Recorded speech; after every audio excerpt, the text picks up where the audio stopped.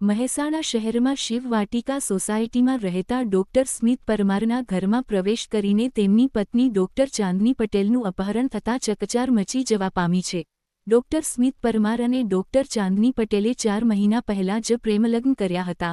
આ પ્રેમલગ્ન ડોક્ટર ચાંદની પટેલના પરિવારજનોને પસંદ ન હોઈને ડોક્ટર ચાંદની પટેલનું અપહરણ કરવામાં આવ્યું હતું। મંગળવારે બપોરે ડોક્ટર ચાંદની પટેલ પોતાના સાસરિયામાં હતા। એ સમયે તેમના માતા નીતાબેન, પિતા જીતેન્દ્ર પટેલ, કાકા નરેશભાઈ સહિત જાણ્યા 5 જણા આવ્યા હતા। વેગનાર અને સ્કોર્પિયો લઈને આવેલા આ લોકો ડોક્ટર ચાંદની પટેલને વાળ ખેંચીને લઈ ગયા હતા।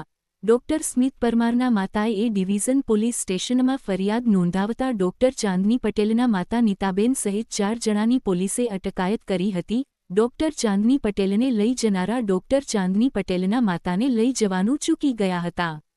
નીતાબેન પટેલ ત્યાં જ રહી ગયા હતા। પોલીસ દ્વારા આ સમગ્ર કેસમાં કડક હાથે કામગીરી કરવી જોઈએ તેવી સમગ્ર સમાજની માંગ છે।